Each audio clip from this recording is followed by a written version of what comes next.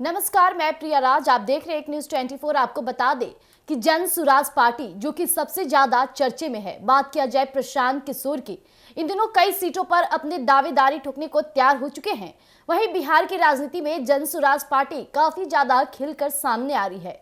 सबसे बात हो जाती है प्रशांत किशोर, जो आए दिन कई क्षेत्रों में अपने प्रत्याशी को उतारकर एक बड़ा दावा कर जाते हैं, जिसके बाद से फिर से चर्चाएं तेज हो गई है। अब फिर से दो जगहों पर अपने प्रत्याशी कुछ इस कदर जन सुराज के पार्टी यानी कि सूत्रधार प्रशांत किशोर ने खड़े किए, जिसके बाद से कहा जाए तो क्यासों का बाजार लग गया है।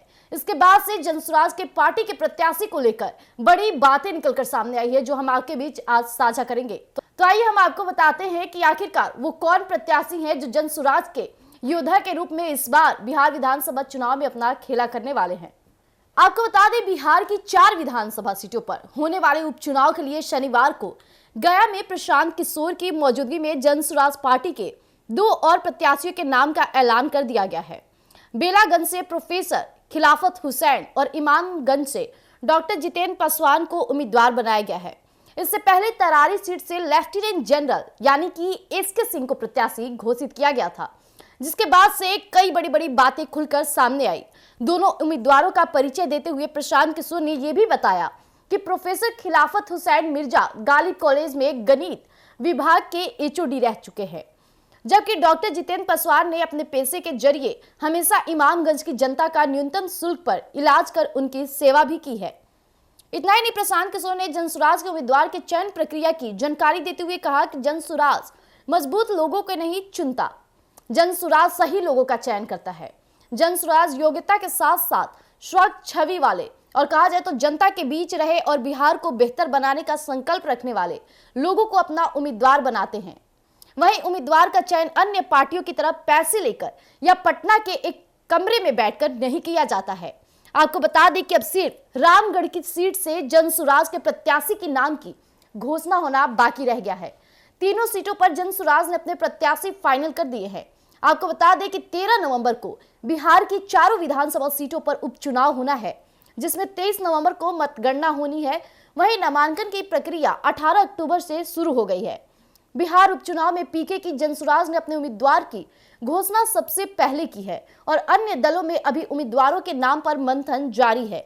इस बीच प्रशांत किशोर ने इसे 2 अक्टूबर को जनसुराज पार्टी की घोषणा की थी। तरारी से पार्टी उम्मीदवार के नाम का ऐलान करते हुए प्रशांत किशोर ने कहा कि उनकी पार्टी 4 सीट पर चुनाव लड़ेगी। तो जैसा कि अभी आपने सुना कि जनसुराज के सूत्रधार प्रशांत किशोर का साफ तौर पे कहना है कि मैंने जो उम्मीदवारों को उतारते हैं वो कई चीजों में देखकर उतारते हैं। बात की जाए एजुकेशन, जो कि सबसे इंपॉर्टेंट पार्ट हो जाता है राजनीति में। आए दिन कई राजनीतिज्ञ या फिर कहा जाए तो बड़े नेताओं पर सवाल खड़े किए जाते हैं उनकी शिक्षा को लेकर। अगर बात किया जाए राजद के सबसे बड़े चेहरे यानी तेजस्वी यादव की शिक्षा पर कईयों ऐसे बात सवाल खड़े किए गए। वहीं बात की जाए केंद्रीय मंत्री चिराग पासवान के भी शिक्षा को लेकर जमकर लोगों का बड़ा बयान सामने आया। लेकिन इस दौरान प्रशांत किशोर अपने उम्मीदवारों की शिक्षा की बातें करते उनका कहना है कि मेरे जो प्रत्याशी है वो अपने जनता के लिए न सिर्फ शिक्षित करते हैं बल्कि पूरी मजबूती के साथ भी उतरते हैं। और यही कारण रहा कि प्रशांत किशोर उन चुनिंदे और शिक्षित लोगों को ही अपने पार्टी में शामिल करने की रणनीति बना रहे हैं, जिस तरह से कभी भी ये सवाल उन पे ना खड़ा हो जाए कि उनके जो पार्टी में लोग हैं वो शिक्षित नहीं है।